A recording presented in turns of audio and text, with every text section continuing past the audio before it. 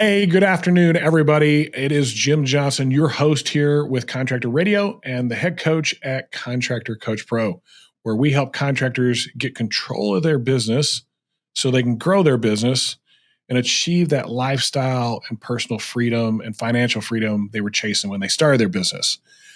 Today is going to be a show of miracles. It is something that I've wanted to have this guy on for a while, but I waited intentionally for this particular time and place to do so. We're doing our Contractor Summer Series.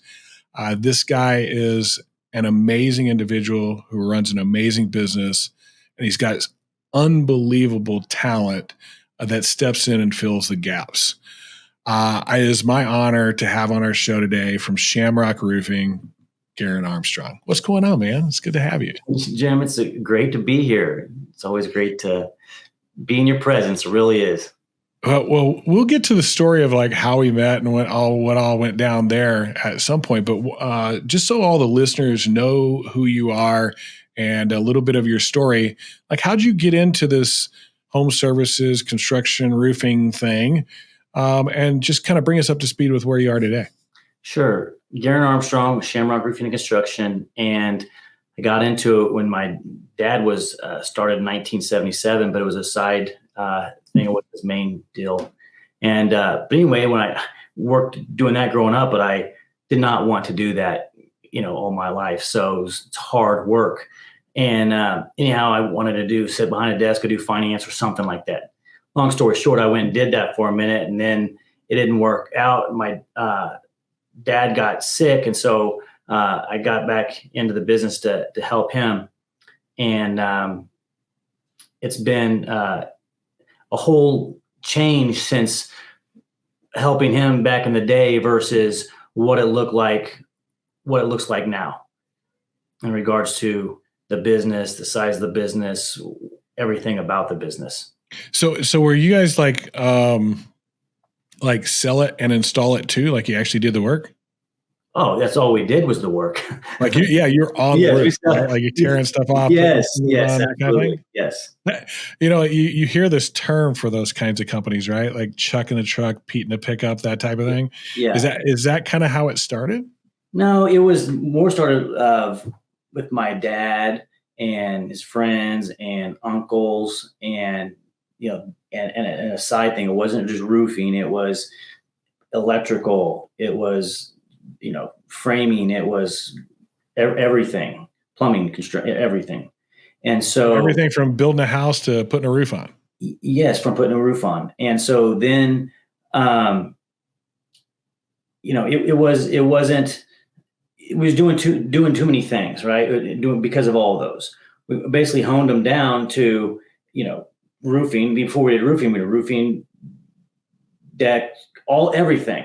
We even did government contract work, but we had to stop. We didn't have to. Once we stopped the government contract work, once we stopped doing all of the other things, and once we focused on roofing and gutters, then we started growing like wildfire. Okay, so you trim down all the offerings to what made you trim them down first? Like, and how'd you decide which ones? There was too many distractions with them all, and it was too difficult to train your sales guys, your estimators on multiple things. You chase two rabbits, both will escape. And so once we honed in on the largest ticket item, most profitable item, is how we chose to answer the question. And then we was able to scale from there. It's actually pretty smart. Like, I think a lot of people, they find fear in that. Like, hey, there's a job I could go do if I just go take it, right?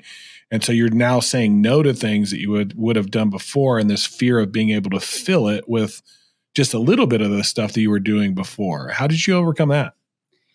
It's a real fear, and it did impact our revenue and our numbers, but we planned for it. I talked to it with my controller, my CFO, let them know that was the plan.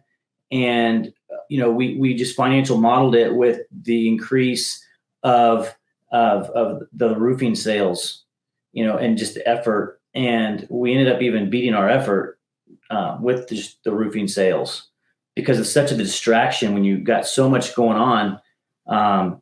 There's something about being able to have, a singularity of focus. Yeah.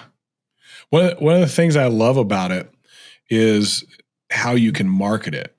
It's hard to market we do it all, right? It's hard to market like I'm a general contractor and what does that mean? And there's the variations of, commercial general contractor, home general, like there's all that stuff. But if you can say, hey, I do roofing, you can be very specific in your marketing to people that actually want what it is that you do. Did you guys like click to that right away? Like that was part of the thought process, or did you come across that or learn that later? I learned that later. Okay. It does make it easier. Would you agree? It makes things easier. Yes. Yeah, for sure. Yeah. It's one of the things whenever we're coaching, we look at a contractor and they're like, they do everything, roofing, siding, gutters, windows, screens, combing AC, all of it. And we're like, okay, which ones are the most profitable? Which ones give you the most grief? Let's get rid of the ones that give you grief. Let's focus on these 2 or 3 and then market those two or three specifically. And it goes pretty well normally. And you can systematize it then. You can scale it then. Yes. Is it down to just roofing now, or do you do a couple of other things too? We do. We'll do siding and we'll do, interior. We don't advertise it, and it's one of those things that if there's a client, it's a big client, and they want it all done to get all, they want it all encompassing. We can do it. I'm a Class A general contractor. Can build bridges and skyscrapers in 48 states, so we can. But we try not to. Yeah. Okay, I got you. As you transitioned from do it all with dad, and then you're transitioning now to keeping it down to 2 or 3 things that we do really great. What were the biggest obstacles? Did you start to become the leader of the business? Was dad still the leader of business? Was there any friction there? What happened there? So no, what had happened there was he and I had left the business when I was younger. And so I then was helping consulting I had a finance background and software, built a software and sold the Department of Defense. It's another story. It wasn't a home run. It was more like a single, like I bought and beat out a single. So it sounds cool, but it really wasn't cool. And I was like, okay, I'm around with a bunch of very smart, passive aggressive people all the time, in technology. And I'm like, I really like the construction thing, construction management aspect of everything, but, maybe I'll try this, but I want to try something different. Growing up in the business, I had my dad's friends that, they have businesses and everyone else. So I could easily gotten a job back in construction in any other multitude of business. I answered an ad out of a Craigslist because I didn't want to do that. I wanted to learn something completely different to see what you could do. Long story short, I was out an ad from a company local, said they're local, but they were out of Texas. And that was a project manager job. And they gave me a stack of cards and they said, go knock these doors. I'm like, what in the world? Yeah, what did I get myself into? Yeah. What did I get myself into? And I'm like, okay, well, I see other people that are successful doing this, so I'm just going to see what this is about. And I was really weird at first because I'm used to being in boardrooms and I'm used to being, so I had to really check my ego at the door, like what, and then it was at the door, boardroom to door sales guy. Yeah. And so, but then it was fun because I could just sit there and freestyle with people and talk to people and help people. So I like that aspect of it. But immediately I'm starting to analyze, his business and business processes and systems, the guy I went to work for, and I'm like, oh, this is, I see what's up. But what I learned from that was I learned the insurance side of things. That's what I didn't have with my dad's business. It was chuck and a truck side hustle business. You know what I mean? Just right. Growing up and, that's what you learn. So that's what we did. So that's my story of how I got into this, and then to move forward. Then my dad got sick, and then I came back and helped take Shamrock, learned what I've learned in the insurance side of business with construction management, class of general contractor's license, and then what my dad taught me with work ethic and everything else. Then, all of those things combined, and what I've learned in the sale with the Department of Defense and the other deals. So there was a combination of things that I learned that was able to help me take this over after my dad got cancer and passed away, that I was able to take it Shamrock and grow it to this level. So give us a little bit of growth patterns. Like, how long have you been running Shamrock, and what does that look like over time? I've been growing it since 2017. My dad passed away in 2016. It took a little, time, mourning, getting everything together. In the fall of 2016 is really kind of when everything started to come together, and then 2017. So 2017, it was really 3 million. 2018. That's when I had this. I got the infection in my heart, and I had to go get this heart pump put in, which is, we can talk about, that was in 2018, and we had 3 million. After that, it was 7, 15, 25, 32, and we're hitting 30, 38 to 40 this year. Wow. That's some pretty exponential growth. And you alluded to it just for a second there. This is the part I really want to talk about, because I see a lot of guys that there's nothing in their way.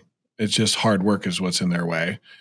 You alluded to got a heart pump put in 2018. Is that right? Yes, 2018. I had a. So this is 2 years after your father had passed. Obviously, there's probably some concern there, right? Like, now we're thinking all kinds of other things. Yes. And this business is now just starting to take off. How did you manage that? Well, back up a little bit. I was working a hotel that burnt down, and I was breathing in this char, and the char went to my it gave me a sinus infection that went to my heart, and my heart went bad in 45 days. In 45 days, it went so bad that I code blue.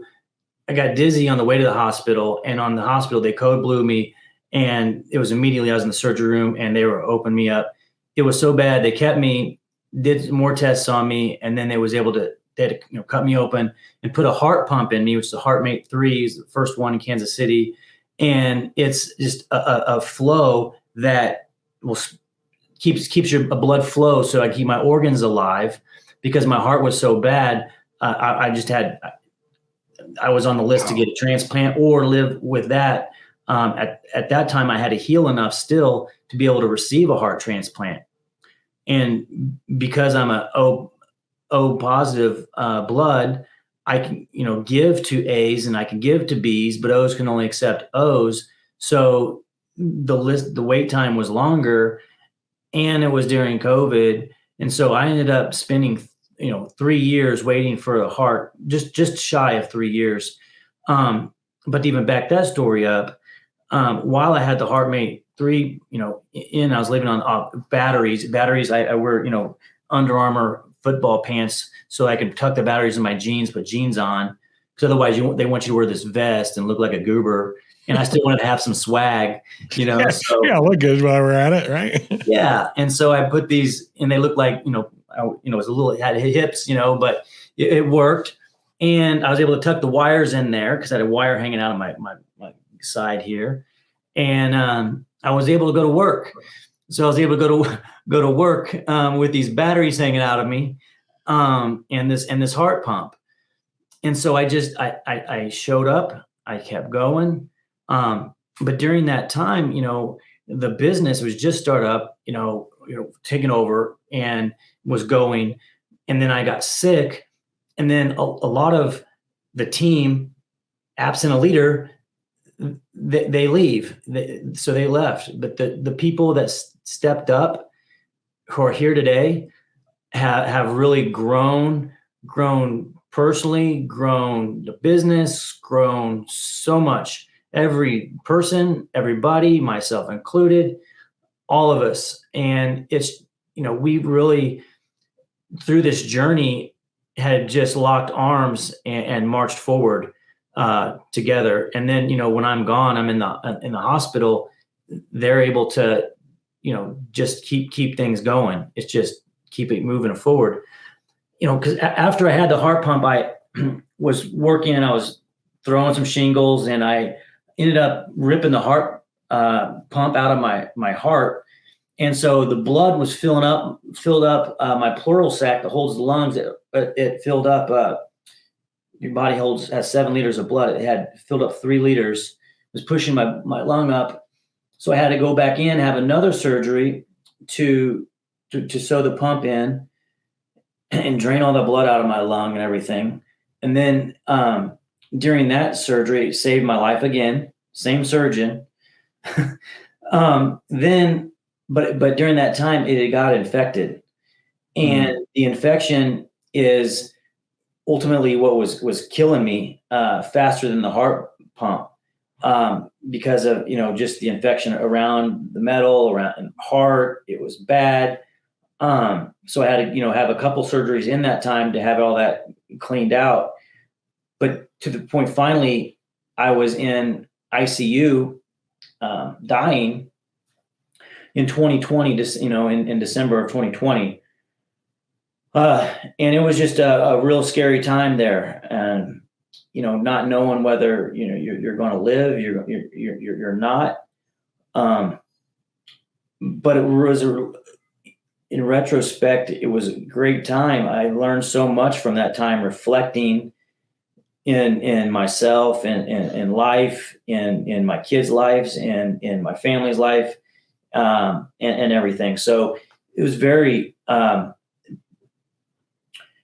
there's definitely the seed of equivalent benefit in going through an experience like that. I really hate interrupting these videos, but I've got some important information for you. If you haven't tried out Atlas Shingles, you should, because they put you first as a contractor. They want to give you a competitive advantage out in the field so that you can win more sales and be more profitable. Check out Atlas in your local area, find your local rep, get hooked up with them today, and start making more money tomorrow.